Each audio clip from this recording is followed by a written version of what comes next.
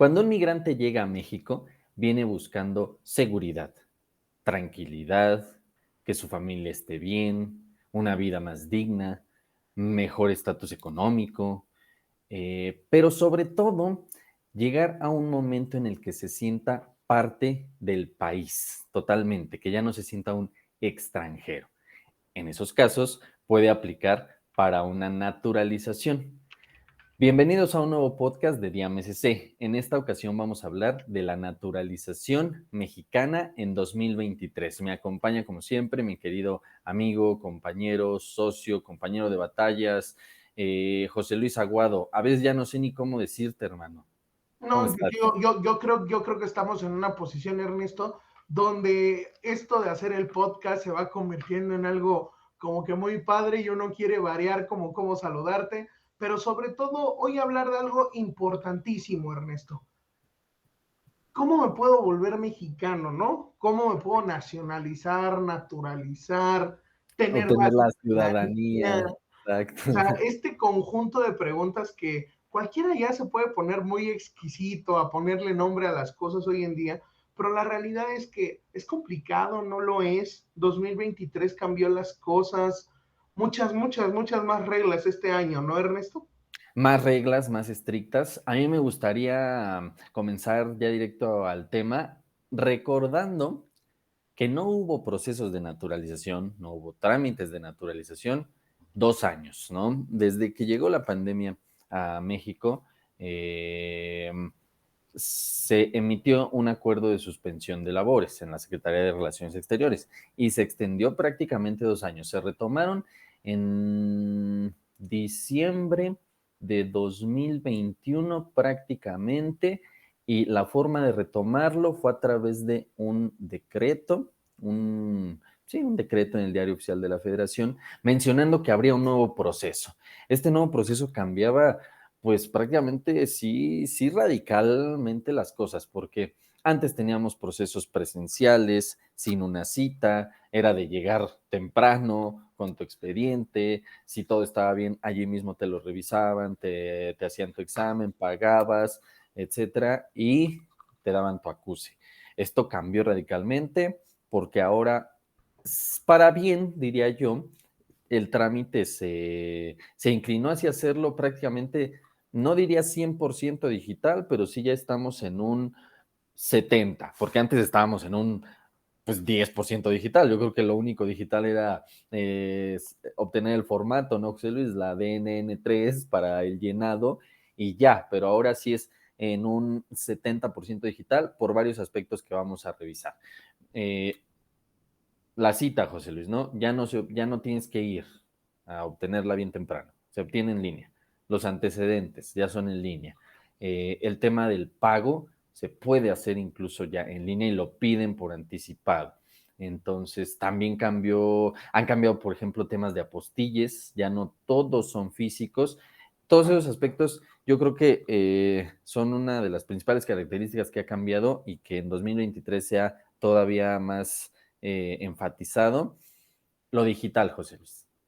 Sí, sobre todo parte del énfasis de lo digital es por la validación de documentos. Hoy en día sabemos que aún sigue limitada la presentación de naturalizaciones, que es otro Sí, de los temas más importantes que hemos estado viendo hoy en día. La mayoría de los trámites se tienen que presentar en la Ciudad de México, si no, yo creo que va a seguir así por un buen tiempo. Y esto derivado hay que preguntarse, ¿qué pasó en el pasado para que hoy todas las naturalizaciones se tengan que presentar en la Ciudad de México? Mucha gente lo aduce al tema de la pandemia, al tema de control, al tema de ejecución, pero hay que entender que la oficina en la Ciudad de México siempre había centralizado todos los procesos. ¿Qué claro. significaba? Que si tú presentabas una naturalización en Guadalajara, o la presentabas en Monterrey, o la presentabas en Ciudad del Carmen, o la presentabas en Chiapas, o en cualquiera de las oficinas de la Secretaría de Relaciones Exteriores, terminaba en Ciudad de México.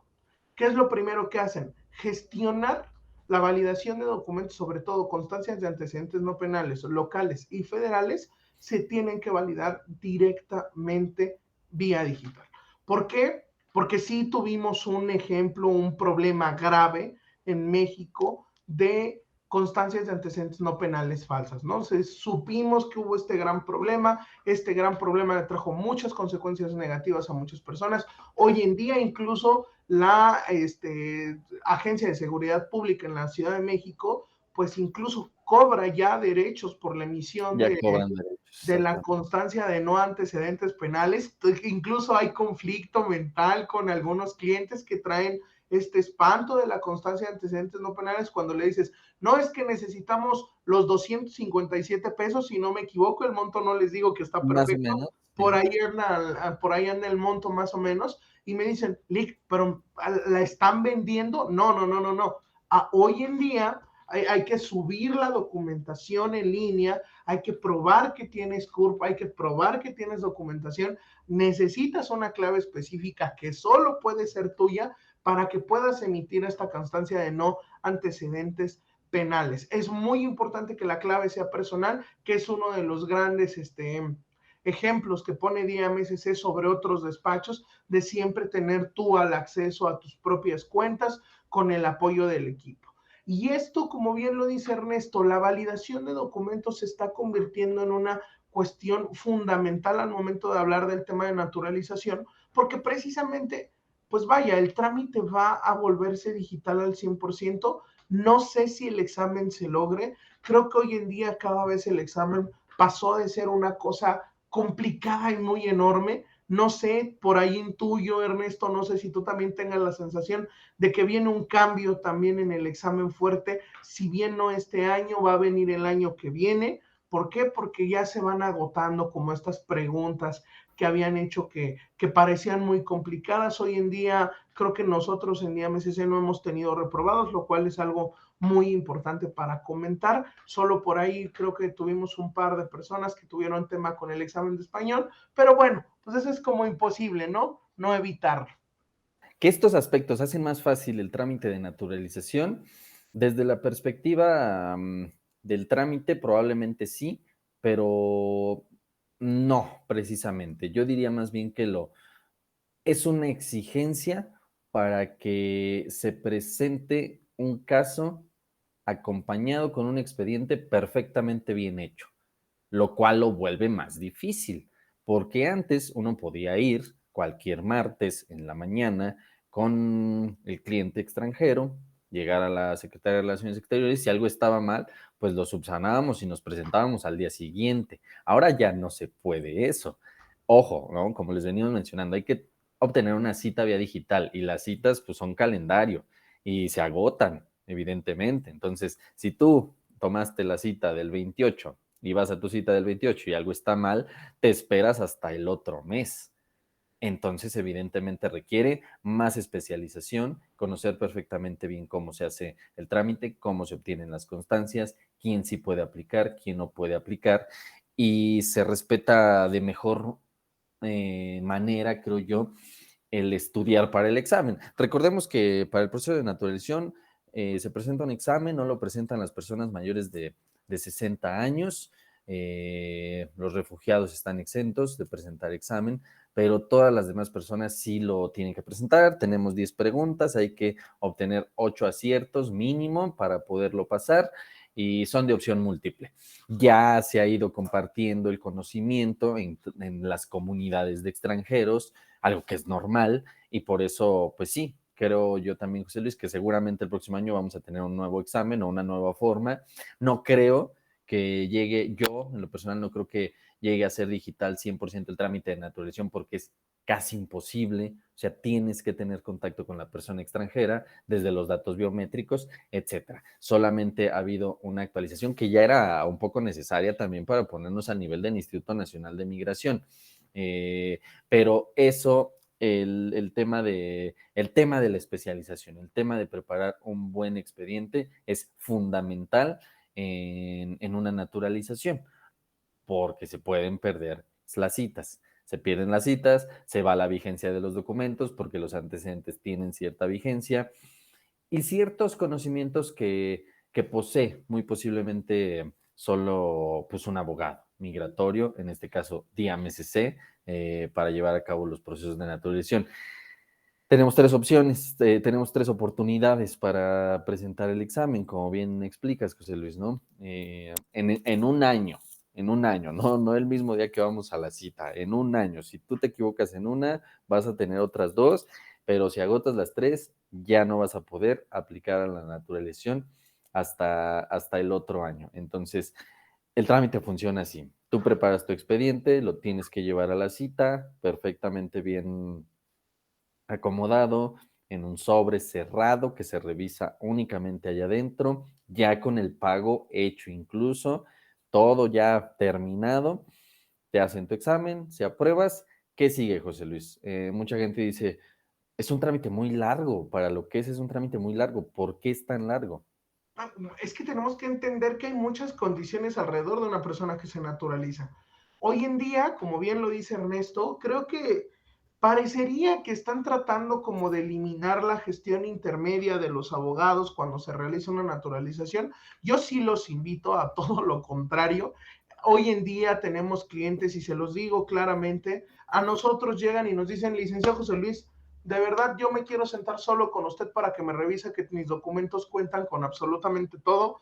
Yo se los reviso con mucho gusto, se los entrego, pero vienen y me dicen, licenciado, perdí mi cita y ya perdí mi opción de examen.